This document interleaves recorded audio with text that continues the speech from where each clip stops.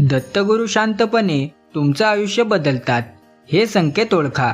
अवधूत चिंतन श्री गुरुदेव दत्त. दत्तगुरूंच्या कृपेने तुमच्या सर्व मनोकामना पूर्ण व्हाव्यात अशी गुरुचरणी प्रार्थना करून आजच्या व्हिडिओला सुरुवात करूया. श्री गुरुदेव दत्त. भाग 1. गुप्त सुरुवात.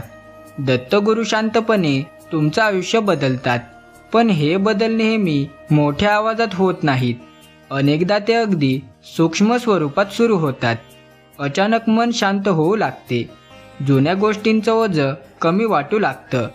ज्या समस्या अशक्य वाटत होत्या त्यांचे उपाय हळूहळू समोर येऊ लागतात.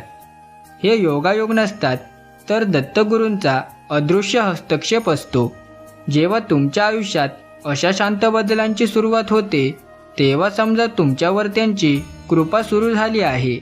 पण हे संकेत ओळखण्यासाठी जागरूक राहणं खूप गरजेचं असतं. भाग 2. मनातील बदल. दत्तगुरूंची कृपा सर्वात आधी तुमच्या मनावर काम करते. पूर्वी जे विचार सतत त्रास देत होते ते अचानक कमी होतात. राग, मत्सर, भीती हळूहळू दूर जाऊ लागतात. त्याऐवजी एक शांत, स्थिर भावना निर्माण होते. तुम्हाला एकटं असतानाही सुरक्षित वाटू लागतं. हा बदल बाहेरून दिसत नाही, पण आतून खूप खोलवर घडत असतो. हा संकेत आहे की दत्तगुरू तुमच्या मनाची स्वच्छता करत आहेत. जर तुम्हाला असा बदल जाणवत असेल तर समजा तुमचं आयुष्य योग्य दिशेने वळत आहे. भाग 3. अचानक मिळणारे मार्ग. जेव्हा दत्तगुरू तुमच्यासोबत असतात तेव्हा अडचणी असूनही मार्ग सापडतो.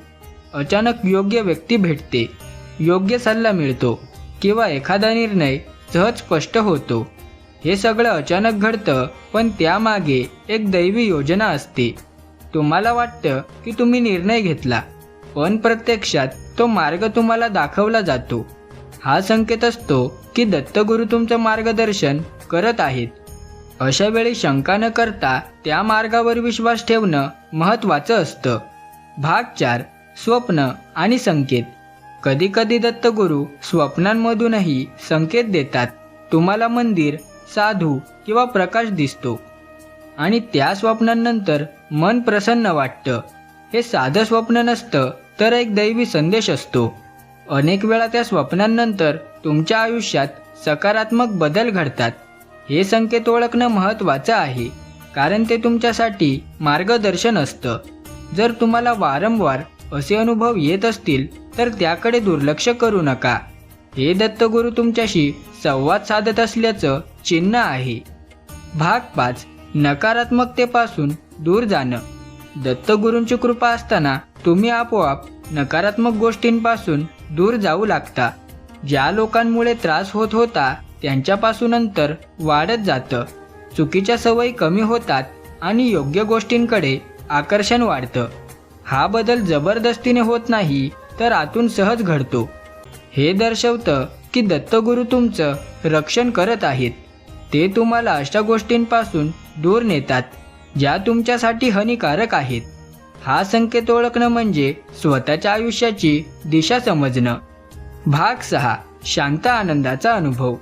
दत्तगुरूंचा सर्वात मोठा संकेत म्हणजे शांत आनंद.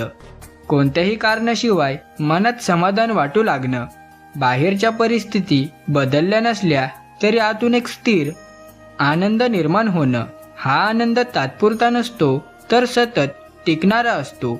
यामुळे तुम्ही कोणत्याही परिस्थितीत शांत राहू शकता.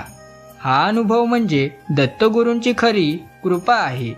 जर तुम्हाला असा आनंद सतत जाणवत असेल तर समजा तुम्ही त्यांच्या छत्रछायेखाली आहात. भाग 7. अंतिम सत्य.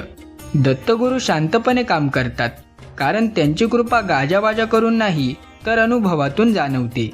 ते तुमचं आयुष्य बदलतात, पण त्यासाठी तुम्हाला जागरूक राहणंही गरजेचं आहे. प्रत्येक छोटा बदल, प्रत्येक शांत संकेत महत्त्वाचा असतो. जर तुम्ही हे संकेत ओळखले तर तुमचं जीवन पूर्णपणे बदलू शकतं. म्हणून शंका सोडा, विश्वास ठेवा आणि दत्तगुरूंच्या मार्गदर्शनाला स्वीकारा. कारण जेव्हा ते तुमच्यासोबत असतात तेव्हा काहीही अशक्य राहत नाही.